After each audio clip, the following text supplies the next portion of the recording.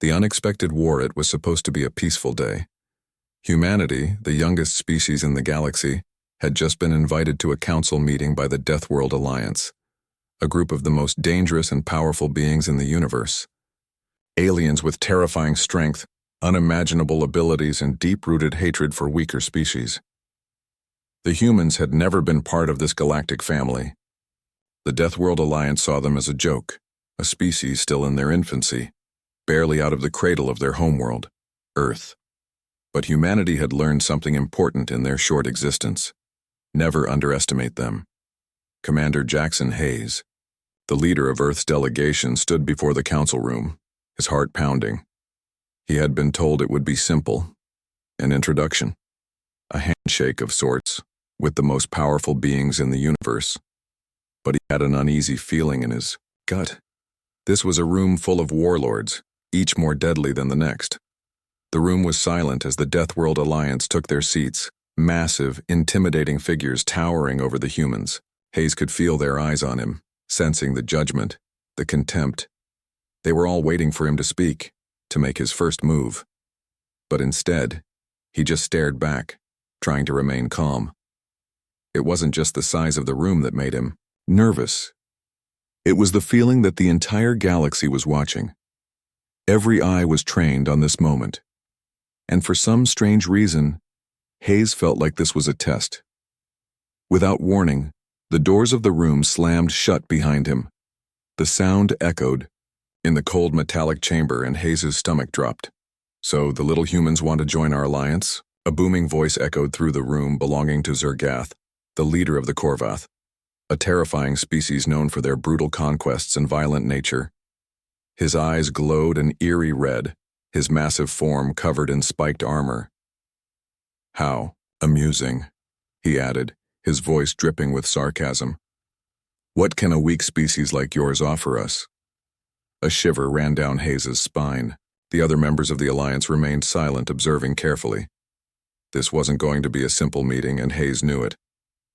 "We've come with an offer," he said, his voice steady despite the fear rising in his chest.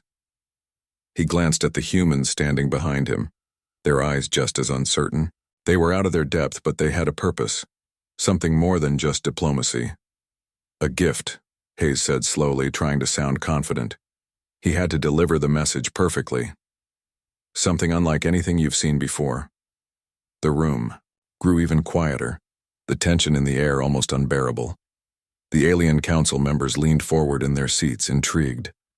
What could these humans possibly have to offer? Without another word, Lieutenant Sarah Carter, a trusted officer from the delegation, stepped forward, holding a metallic box with strange symbols engraved on it. She placed it carefully on the table in front of Hayes. The box was small, but it radiated a strange, almost haunting energy. "Open it," Zergath commanded, his tone no longer mocking but curious. Hayes nodded, stepping forward to open the box. As the lid flipped open, an eerie, guttural sound filled the room. It was like the sound of 1,000 voices, all screaming in pain, fear, and anguish. The alien leaders froze, their eyes widening. The screams didn't stop. It was as if the very air had been charged with torment. From the box, a thick, dark mist began to rise, swirling around them. The air turned heavy, thick with the stench of death. And then, something even more terrifying happened. The mist began to take form, a gift of nightmares. A dark shape, shifting and undulating, began to rise from the mist. It was large, too large for any one being. It stretched and twisted, its features becoming clearer with each passing second. It looked like a mix of nightmare and reality. Its glowing eyes pierced the room, its mouth opened in a grotesque silent scream. The Deathworld Alliance's once imposing figures flinched. Fear. It was the first time anyone had ever seen the greatest warriors in the galaxy show fear. But the horror wasn't just in the sight. It was in the feeling that surrounded them. Humanity's gift was no ordinary weapon, no ordinary technology. It was something far worse. A living nightmare. This creature, this thing from the depths of the void, was pure, unrelenting terror, and it was a part of the gift. It wasn't a weapon they could hold or control. It was a force, an entity created from the nightmares of the humans themselves. The Deathworld Alliance might be the deadliest beings in the galaxy, but this was something they had no understanding of. "Get it away," Zergath shouted, his voice finally cracking, as the thing in the mist let out another horrific scream. The alien leader leaped back, his massive form trembling, his claws extended, ready to strike. But there was nowhere to hide. The creature's presence filled the room, its very essence seeping into every corner. The alien leaders could feel their very minds beginning to crack under the weight of it. Some of them were trying to fight it off, but none of their weapons worked. They couldn't kill what they didn't understand. The human delegation remained calm, standing firm. Hayes didn't flinch. He had known this would happen. This was the gift, the one humanity had prepared for centuries. "We call it the living nightmare," Hayes said, his voice chillingly calm. "A being capable of causing suffering on a scale you can't even begin to comprehend. It's not something you can control. It's not something you can defeat. It simply is." The room was silent. The once proud and powerful members of the Deathworld Alliance were now trembling before this force of nature. "And it has only one purpose," Hayes continued, his eyes cold as he locked gazes with each member of the council. "To remind you, humans will never be your slaves." The screams echoed louder. The wrath of the gift, the council room was thick with tension. The air itself felt heavy, like it was closing in on them. The once feared and invincible beings of the Deathworld Alliance were now scattered across the room, their confidence shattered. Zergath, the Korvath leader, was no longer the booming presence he once was. Now he was a cowering giant, his red eyes flickering in fear. And then there was the living nightmare, the true heart of humanity's gift. It stood at the center of the room, its form ever shifting like smoke. Its glowing, unblinking eyes scanned the alien leaders, sending chills down their spines. No one dared to move, not even the bravest warriors. Commander Jackson Hayes stood in front of the council, unshaken. His hands were steady as he gazed at the terrified faces of the most dangerous creatures in the galaxy. He had done what he came here to do. He had shown them exactly who humanity was. The screams were still echoing in the room, but the living nightmare was silent now. It was waiting, watching, its presence more terrifying than any weapon the aliens had ever seen. "Take it away!" Zergath's voice cracked as he bellowed the command, but his words fell on deaf ears. His own soldiers were paralyzed with fear, unable to even lift a hand to strike. "You don't understand, do you?" Jackson said, his voice low but filled with authority. He looked at the Korvath leader, whose trembling form now seemed so small. "You think this is a weapon, but it's not. This is what humanity can create when pushed too far." He turned and glanced at the other members of the council. "It's not about strength or numbers or fear. It's about resilience, the ability to endure, the ability to survive when the galaxy itself turns against you."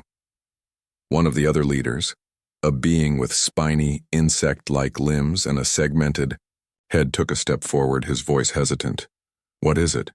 What is this creature you've unleashed upon us?" "It's not a creature. It's a part of us," Jackson said, his gaze steely. "It's a reminder of the price of underestimating humanity. You wanted to crush us, to treat us as insignificant. But now you'll know why that's a mistake." The other council members exchanged nervous glances. They were used to terrorizing other species, breaking them down, dominating them. But this was something different. They had never faced anything like it. The living nightmare wasn't just a weapon. It was a symbol, a reflection of the horrors humanity could summon when pushed too far. The air shifted as one of the council members, a reptilian creature with scales like polished metal, spoke up. "You dare bring this abomination to our doorstep? Do you think we will just bow to you now? We will destroy it, and you." The room grew colder as the reptilian leader's words hung in the air. The others seemed to nod in agreement, their bodies shifting with the promise of retaliation, but the human delegation stood firm. Jackson didn't flinch. He had known this reaction would come. After all, the Deathworld Alliance didn't bend easily. But humanity was prepared for this. You think you can destroy it? You think you can simply crush what we've created? Jackson's voice was calm, but the menace in it was undeniable. This nightmare was born from the darkest parts of human survival. It cannot be killed by your weapons. It cannot be undone. And soon you'll realize that trying to destroy it is the same as trying to destroy us. The room fell silent. The power of Jackson's words, paired with the terror of the living nightmare, was overwhelming. Then, the nightmare began to move. Its massive form twisted like a serpent, its long limbs and glowing eyes shifting and flickering. The scream that had filled the room earlier began again, but this time, it was sharper, more focused. It echoed inside the skulls of every member of the Deathworld Alliance, and the sound seemed to rattle their very souls. "Please," Zergath muttered, his voice almost pleading now. The great leader, who had once led invasions across countless planets, now seemed small and helpless. He had never imagined a species so weak, so young, could command such power. "Take it back. We accept your terms, just make it stop." But Jackson stood tall, his eyes locked on the trembling figure of Zergath. He wasn't going to let them back down this easily. Humanity wasn't going to be bullied anymore. "The price for underestimating us has already been paid," Jackson said. "Now you will learn what happens when you try to break us. When you try to destroy humanity, you create something far worse than any weapon." The living nightmare let out a final blood-curdling scream, sending waves of terror through the council chamber. The air seemed to freeze. Every alien in the room knew one thing now: humanity wasn't to be underestimated, and they would pay for their arrogance. The price of power. The room was still. The oppressive silence hung thick, suffocating every being in the room. No one moved. No one dared to speak. The sound of the living nightmare's ethereal scream seemed to echo forever, each one a reminder of just how deep humanity's wrath ran. Zergath, the once immense Korvath leader, was shaking now. His massive claws gripped the council table, his body rigid with fear. His glowing red eyes flickered nervously as he glared at the living nightmare, which continued to writhe in the center of the room. The creature was like a living void, dark and terrifying, its shape constantly changing, its presence consuming everything around it. "Enough!" Zergath finally shouted, his voice trembling. "Enough! Take it away! We were wrong! You've proven your point!" But Jackson Hayes wasn't done. "No, you haven't learned anything yet," he said coldly, his voice carrying the weight of an inevitable fate. "The galaxy still sees us as weak, as prey. But we aren't. We are humanity. We fight, we endure, and we rise when we are pushed to the edge." He turned to face the alien leaders, his gaze hardening.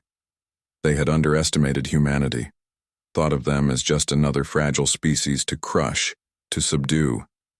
Now they were facing the consequences of their ignorance. "You will bow to us not because we ask it, but because you've learned the true cost of underestimating the strength of the human spirit." The room grew colder still. The living nightmare screeched again, louder this time, and the Deathworld Alliance members winced, their fear rising. But there was no escape. It was not just a creature. They could feel its essence, seeping into their minds, whispering to them, clawing at their thoughts. It was humanity's wrath, embodied in a way they had never anticipated. "We cannot stop it," one of the alien leaders whispered. He was a humanoid with black, glossy skin and elongated limbs, and his eyes were wide with terror. "No weapons, no technology can touch it. It feeds on our fear." Jackson's gaze flickered briefly to Lieutenant Sarah Carter, who stood behind him, unwavering as she watched the alien leader squirm. "Exactly," Jackson said. "You thought your power was enough to rule the galaxy. You thought you could break us. But you forgot one thing. You can never break the human will." The living nightmare's form shifted again like smoke swirling around a fire.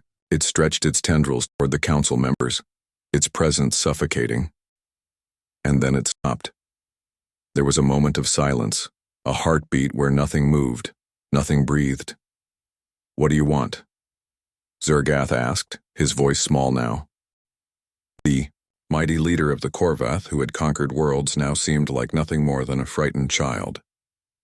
Jackson didn't answer immediately. He simply stared at the alien leaders, all of them trembling before him. "We want respect," he finally said, "and we want a place at the table. You wanted us to join your alliance? Then show us the respect we deserve. No more underestimating us. No more thinking we are nothing." The air in the room was thick with the weight of his words.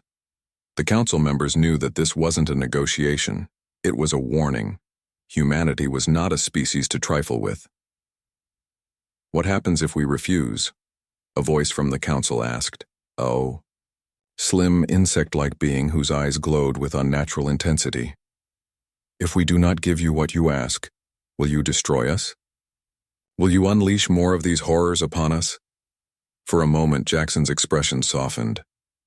"No," he said quietly. "We won't destroy you." The tension in the room lessened slightly. But then Jackson continued. "But you will know that humanity never forgets. If you turn us away, if you ever dare to attack us again, this gift will be the least of your problems. There is far worse that we can unleash. And we will." For a long, drawn-out moment, there was no sound. Not even the living nightmare made a move. The alien council members exchanged uneasy glances, their minds racing. They had seen what humanity was capable of.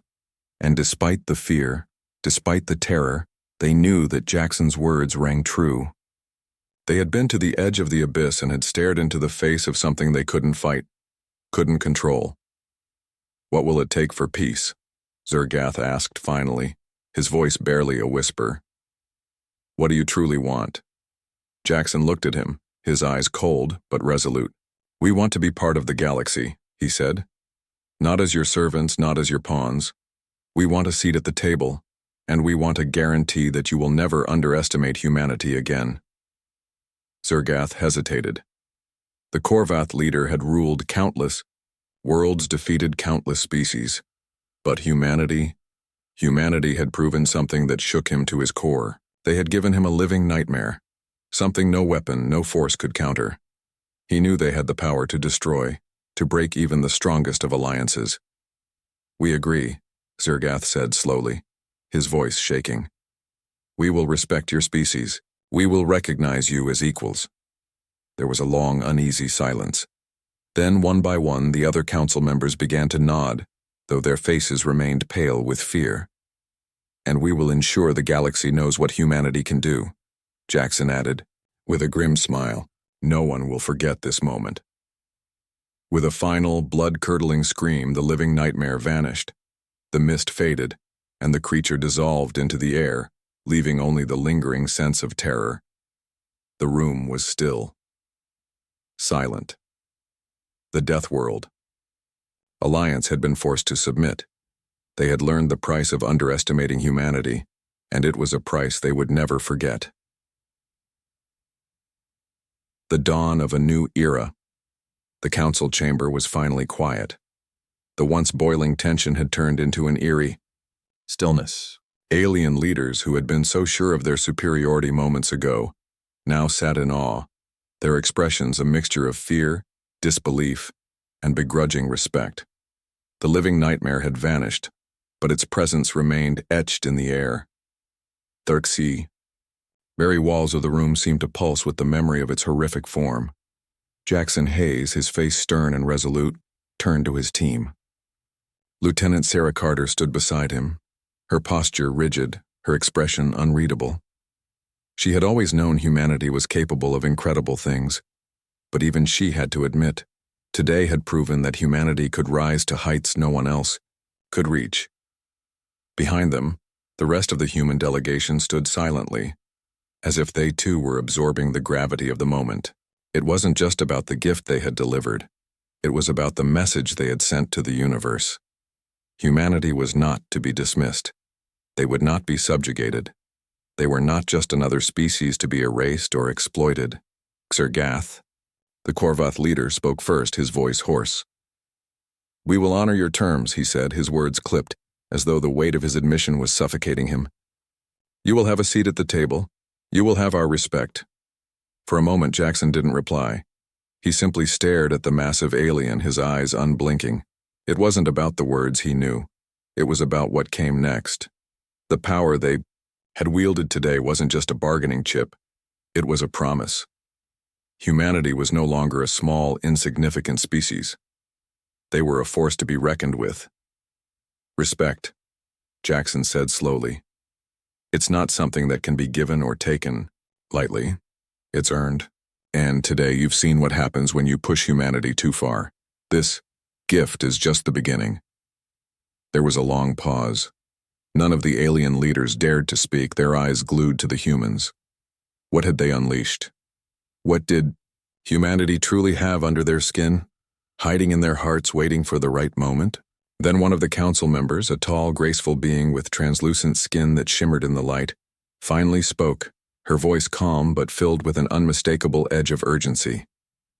"You've made your point, human. We've learned the lesson." She hesitated. "But will we ever see the living nightmare again?" Jackson's eyes narrowed. "That depends on you," he replied coldly. "If you keep your word and show humanity the respect we deserve, you won't have to. But if you try to harm us again, if you forget this moment, then yes, the nightmare will return. And next time, it won't be alone." A shiver ran through the room. The other leaders shifted nervously, some even taking a step back. But Jackson wasn't done. He wasn't going to let them forget what they had witnessed today. "This is a new era," he said, his voice steady. "An era where humanity is no longer the underdog. We're the ones who decide our future.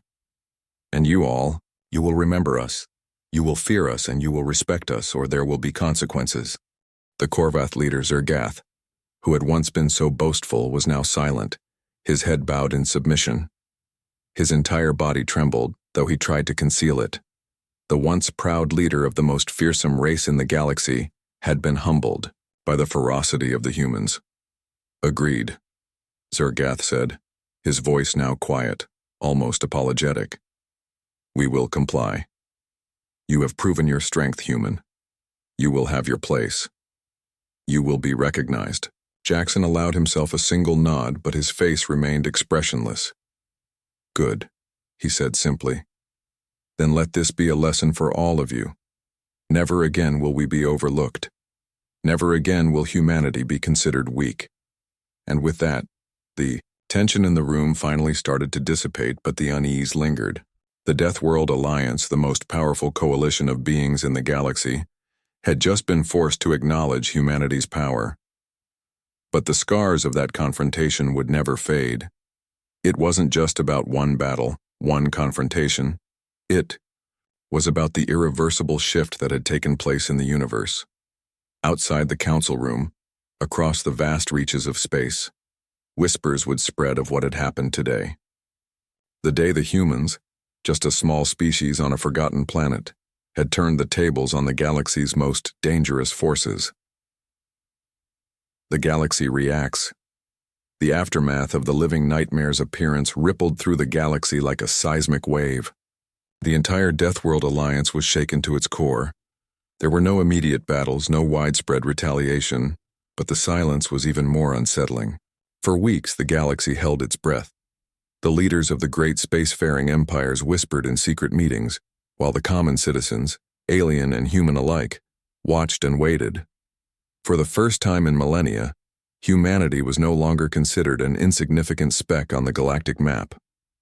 News of their unprecedented power, their resilience, and their terrifying gift spread like wildfire. Back on Earth, in the human capital, a quiet but growing movement began to rise. The public, inspired by their leader's courage, rallied behind Jackson Hayes and the human delegation. The government now stood at the precipice of something unknown. Jackson's actions had turned humanity into the most feared species in the galaxy, just as they had always dreamed. But at what cost? Meanwhile, the alien leaders of the Deathworld Alliance gathered in secret, their once unified front now a fractured shadow of its former self. They had no idea what to do next. Some were ready to respond with violence, believing that a show of force would put humanity back in its place. Others feared that the humans' wrath might be even worse than they had imagined, and they weren't sure they could survive a second strike. Zergath, the Korvath leader, had returned to his home planet, but his mind was far from at ease. The echoes of that day, the terrifying, relentless presence of the living nightmare, haunted him. He had lost face before the other council members, and even worse, he had shown weakness. For a Korvath, this was unforgivable. His people demanded strength, dominance, and their leader had failed them. In the quiet of his private chambers, he brooded. His red eyes glowed faintly in the dark, reflecting the endless stars outside his window. How did they do it? He whispered to himself, his voice trembling with a mix of fear and anger. What is it that makes humans so dangerous? We have weapons, we have armies, and yet they defeated us with nothing more than their will. He slammed his fist onto the table, sending a series of holograms scattering into the air. The Korvath had always prided themselves on their physical strength, their war machines, their overwhelming firepower, but Jackson Hayes had crushed them with nothing more than his words and a terrifying force of nature they could not comprehend. Across the galaxy, other species were watching too. The Rillians, a race known for their cunning intellects, and the Thraxians, who valued brute force above all, were growing uneasy. The alliance had been fractured, but the galaxy was still a vast and unpredictable place, and now humanity was a part of it, a wild card. On the human side, however, the uncertainty was just beginning to take shape. Jackson Hayes knew they had won the battle, but the war, an unspoken one, was only just beginning. "We can't just sit here and wait," he said to Sarah Carter as they stood on the balcony of Earth's Central Command Center, watching the stars beyond. "They'll come for us eventually. They'll try to take us down, or worse, they'll ignore us and pretend we're no threat. Both options are dangerous." Sarah nodded, her eyes scanning the horizon. "And what do we do, Commander?" Jackson's jaw tightened. He had been asked that question a dozen times by now, and each time it grew harder to answer. "We prepare," he said firmly. "We make sure that if they come for us, they find more than they bargained for." He turned to her, his face set with grim determination. "We show them that what they witnessed wasn't a one-time thing. We show them that humanity is not just capable of survival, but of domination if provoked. We have to be ready to stand our ground." The task ahead was monumental, Jackson knew that. But humanity wasn't just any species. They were survivors, born from the fires of conflict and forged in the harshest conditions. If there was one thing they knew how to do, it was fight. Back at the Galactic Council, the atmosphere was tense. A decision needed to be made. Zergath had called for an emergency meeting with the other leaders. The room was filled with hushed whispers as the members debated their next move. Some wanted peace with humanity. After all, the humans had proven their power. Others, the more militant factions, still held on to the belief that they could crush this new threat before it grew too powerful. "We cannot let this continue," said Vikar, a Thraxian warlord. His voice boomed through the chamber. "The humans have proven themselves dangerous. They must be dealt with now before they rally more support and become unstoppable." "You're wrong, Vikar," countered Tazra, a Rillian representative, her voice smooth and logical. "The humans are unpredictable. They are a force of nature, and as much as it pains me to admit, we are not prepared to face them. Not yet." The council room grew increasingly divided, but Zergath, who had once advocated for immediate retaliation, was now silent, watching, his red eyes haunted. It was clear. The balance of power had shifted, and no one, least of all the Deathworld Alliance, knew what to do with this new, rising force. As the leaders continued their heated debate, Jackson Hayes sat back on Earth, watching the stars flicker across the infinite expanse. He knew what would come next. Humanity would face challenges, many challenges. But they were ready. They had seen what could be done when you were pushed to the brink. and they would never forget the cost of what had been unleashed. The universe had never seen anything like humanity before. The Reckoning. The universe, once vast and untouchable, had become a smaller place in the wake of humanity's victory. The Deathworld Alliance was fractured, its once mighty members now questioning their every decision. The Council had been reduced to squabbling factions, each trying to salvage their dignity and power, but none of them could forget the fear they had experienced when humanity had unleashed the living nightmare. Back on Earth, Jackson Hayes stood at the head of a new global summit. The atmosphere in the room was tense as representatives from all major human factions discussed their next steps. Jackson's face was grim, his jaw set with the weight of decisions that had to be made. The world had changed, and now, humanity's place in it was uncertain. "We've got one chance," Jackson said, his voice commanding the room. "One chance to show the galaxy who we are. If we don't act, we risk becoming irrelevant in a universe that already sees us as a threat." Lieutenant Sarah Carter was beside him, looking out at the gathered leaders, her expression thoughtful. "What are we really up against, Jackson?" she asked. "The Alliance is in disarray, but the warlords, they'll always find a way to regroup, to rebuild.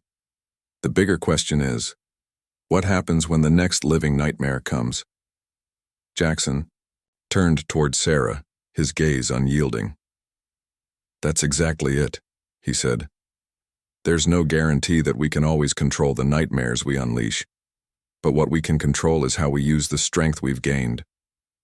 We've got a seat at the table now, but we need to show them that it's not just a seat, we earned it, and if we don't maintain that strength, we lose everything we've gained." The leaders around the room nodded, but their faces were filled with uncertainty.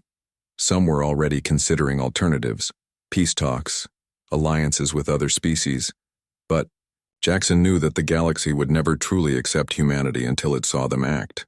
They had to make their mark. The living nightmare was a reminder of the consequences of underestimating them, but it was also a symbol of humanity's sheer will to survive, to fight back against insurmountable odds. The threat on the horizon far. Across the stars in the shadowy corners of the galaxy, the alien warlords were already plotting. Vakar, the Thraxian warlord, was seething with rage. The defeat at the Galactic Council had not sat well with him. He had seen firsthand the devastation humanity could bring. And while his military might was still unparalleled, he knew that this human spirit, this unyielding fire, was something he had never seen before. "They think they've won," he muttered, his fingers tapping against the holographic display in front of him. "But we'll see how long their strength holds up when they face real power." Vakar had already begun gathering forces.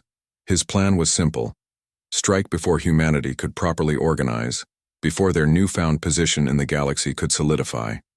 He would make a statement, a brutal one. The galaxy would remember who the true rulers were, and humanity would learn their place. But what Vakar didn't understand was that Jackson Hayes wasn't a leader who could be defeated with brute force. Humans had fought battles not with armies or weapons, but with their hearts. And that heart would carry them through this. Humanity prepares on Earth. Jackson and his team began preparing for the inevitable. They had shown the galaxy their strength, but now they needed to show their unity.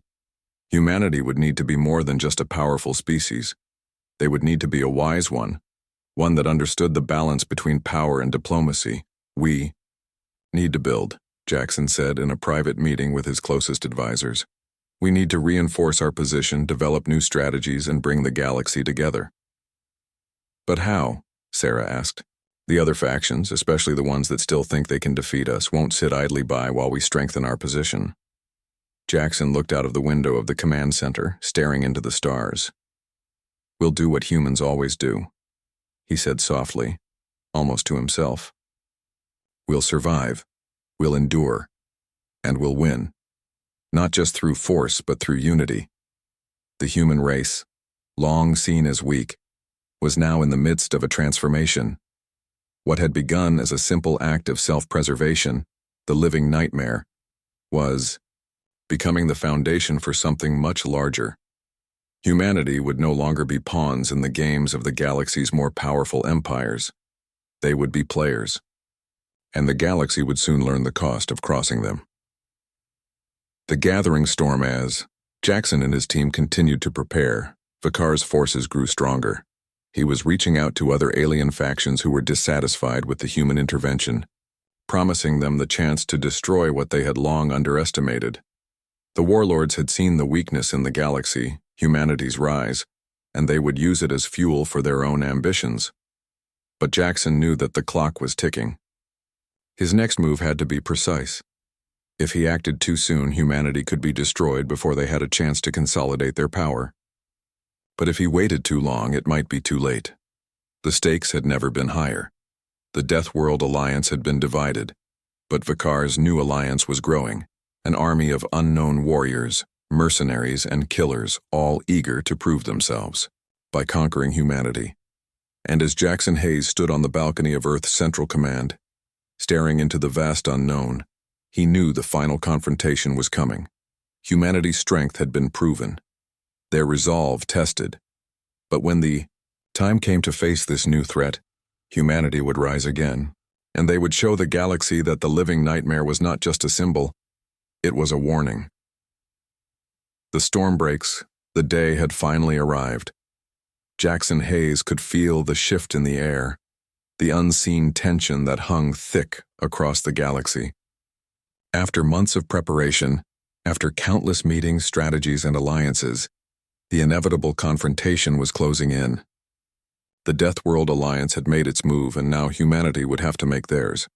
Vikar had been building an army in the shadows, gathering mercenaries, warlords, and disillusioned leaders who had felt humiliated by humanity's rise to power. They had rallied under a common banner, revenge. And though the alliance was far from unified, it was dangerous. Their collective hatred for humanity was a powder keg waiting to explode. The first strike, it began in the Outer Rim, a region of space known for its lawlessness and endless conflict. A small fleet of alien warships led by Vikar appeared without warning, firing on a peaceful human colony that had been settled on a distant planet. The attack was swift, brutal, and merciless. The colony, once thriving with thousands of human civilians, was reduced to rubble in mere hours. The warlords sent a message to Jackson Hayes and every human who dared to think they could stand toe-to-toe with the galaxy's might. The news reached Earth within hours, and the planet went silent. Jackson had expected this day to come, but when the news broke, the gravity of it hit hard. The same alien forces that had been cowering in the shadows were now openly attacking. Humanity's first true test had arrived. Inside Earth's command center, Jackson stood before a screen staring at the footage of the attack. The colony's streets were burning, and human lives were being snuffed out like candles in the wind. His fists clenched, the anger inside him rising, but he held his composure. This was not a time for emotional decisions. This was a time for strategy. "Get me Lieutenant Carter," Jackson ordered, his voice cold and resolute. Within moments, Sarah Carter appeared at his side. "We've got a message from the colony," she said, her tone tense. "The survivors are calling for reinforcements. But they don't know how long they can hold out."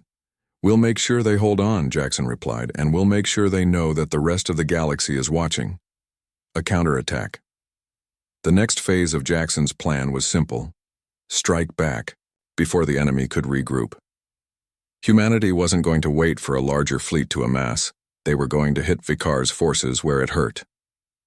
They had a powerful fleet, sure, but they also had something the Deathworld Alliance did not: the element of surprise.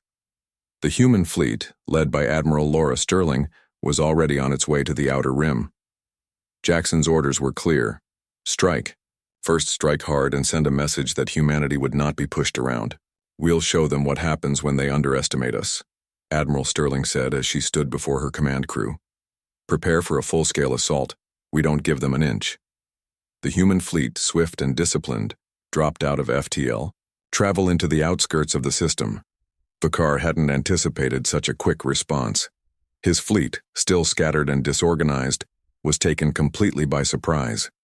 Before they could form any semblance of defense, The human ships unleashed, a devastating barrage of energy weapons tearing through the warships like paper. "This is the price of arrogance!" Jackson's voice crackled over the comms as the battle raged. "Tell them we're not just survivors. We're a force to be reckoned with." The battle was brutal. The human ships were smaller and less experienced than their alien counterparts, but they had something far more important: the unbreakable will to protect their own. And that willpower turned the tide. In a matter of hours, the alien forces that had attacked the colony were routed. Vakar's fleet was forced to retreat, leaving behind wreckage and silence. But as the battle ended, there was no victory parade, no celebration. Jackson stood on Earth's command bridge, staring at the stars. This was just the first skirmish, and he knew it would not be the last. The galaxy was still watching, and the alliances were still being formed. The war had only just begun. The price of war, though the immediate danger had passed, Jackson's thoughts were clouded with the knowledge that the galaxy had just entered a new chapter. Humanity had thrown down the gauntlet, and now the universe would test them. Vakar would lick his wounds, but he wouldn't forget the humiliation. And the other warlords were likely already making plans of their own. Jackson could already feel the weight of the decisions ahead. He had to prepare for more battles, more attacks, and more sacrifices. But he also knew that humanity's strength wasn't just in their ships or their weapons. It was in their ability to endure. The first strike had been returned, but there would be many more to come. "What's next?" Sarah asked as she joined him on the balcony, looking out at the endless stretch of stars. The quiet of the aftermath hung heavily in the air. Jackson's gaze didn't waver. "We fight. We adapt. And we show them that humanity is not just a force. They're a new beginning. And nothing will stop us from taking our place in this galaxy." As the stars blinked in the distance, Jackson knew the galaxy would never be the same. He had made sure of that. And the war, the reckoning, was far from over. The price of power. The aftermath of the battle left humanity standing on the precipice of a new era. The warlords of the Deathworld Alliance had been defeated, at least for now. But the damage had been done. Humanity had fired the first shot, sending a message to the galaxy that they were no longer to be underestimated. But with victory came an inescapable truth. The price of power was steep, and the cost would be paid in blood. Jackson Hayes stood in the command center of Earth's defense fleet, staring out at the vast emptiness of space. The battle had been won, but it had come at a cost. Ships had been lost, soldiers had fallen, and the emotional toll on those left behind was visible in their faces. The adrenaline that had carried them through the fight had worn off, leaving only exhaustion and dread. "It's not over," Sarah Carter said as she approached him, her voice low, almost somber. "Vakar won't give up, and neither will the others." Jackson turned toward her, his expression unreadable. "I know." His eyes narrowed as he continued. "The galaxy is watching us now. They see us as a threat, Sarah, and they'll keep coming. We just made ourselves a target." The silence between them was heavy. They both knew the truth. The victory had been necessary, but it had opened the door to something far more dangerous. The Deathworld Alliance wasn't a singular force. It was an idea, a movement. And as the galaxy's most powerful faction saw humanity's potential, they'd stop at nothing to either destroy or control them. A shadow in the distance. Meanwhile, on the edge of the galaxy, far from Earth, Vakar licked his wounds. The battle had been humiliating, but it was far from the end. He had underestimated humanity, but that would be his last mistake. The warlord was already preparing for the next phase of the war, a phase where he would strike at humanity's heart. "They think they've won," Vakar muttered to his commanders, his eyes blazing with rage. "But this is just the beginning. They have awakened a force they cannot control, and they will see that the cost of defying the Deathworld Alliance is more than they can bear." His forces were regrouping, ready to strike back with renewed fury. But this time it wouldn't just be a random attack. Vakar was preparing a full-scale invasion, a war of attrition designed to break humanity's spirit, to force them into submission. But he was wrong. This time, humanity would be ready. The gathering of allies, Jackson knew the war was far from over. While the immediate danger had passed, the long-term threat remained. Vikar and his allies would come again, and next time they wouldn't be so easily defeated. To survive, humanity needed more than just military might. They needed allies.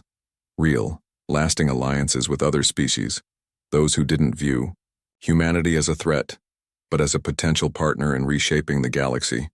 "We need to form our own coalition," Jackson said to Sarah, his voice steady despite the weight of the responsibility that had fallen on his shoulders.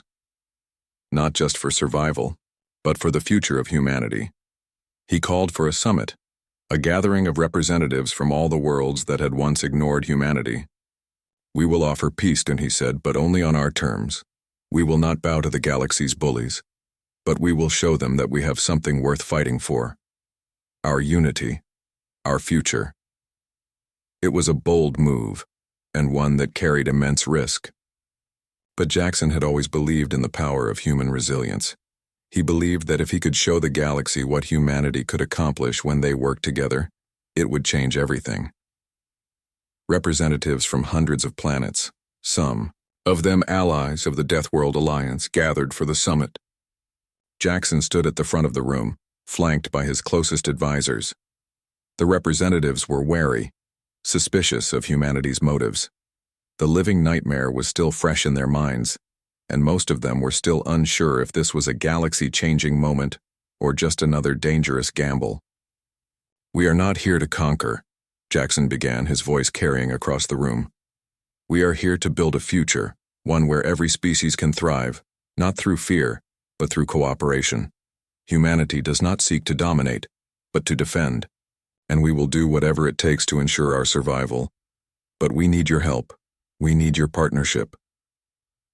The room fell silent, the tension palpable. But Jackson didn't back down. He knew what was at stake. This was their moment. This was humanity's chance to prove that they were more than the sum of their battles, that they could be the architects of peace, not just warriors of war. A new path forward? The summit was tense, but Jackson's words carried weight. Slowly, the representatives began to speak. One by one, they acknowledged humanity's strength, not just in battle, but in their vision for the future. And then, unexpectedly, Vikar's emissary arrived, an alien envoy carrying a message from the warlord himself. The message was simple. "We will never accept peace with humans. The war is not over. This is only the beginning." The room erupted in murmurs, but Jackson remained calm. He had known this was coming. "We have no choice," Jackson said, turning to face the council. "We'll fight if we must, but we won't fight alone, not anymore." The final decision, as the summit drew to a close, a decision had been made. Humanity would not cower. They would not surrender. They would fight. But they would also build, create, and form alliances that could change the entire galaxy. "This war isn't just about survival anymore," Jackson said as he looked at his team. "It's about shaping the future. We don't have to be the galaxy's warriors. We can be its builders." And so, as the galaxy held its breath, Jackson Hayes made a final vow. Humanity would not just survive, they would lead. The price of power had been high, but humanity had paid it. The real cost would be determined in the battles to come and in the legacy they would leave behind. As the fleet prepared to face whatever would come next, Jackson knew one thing for sure. Humanity had come too far to fall back now. The war was far from over, but it had awakened something in them, a fire that would not be easily extinguished.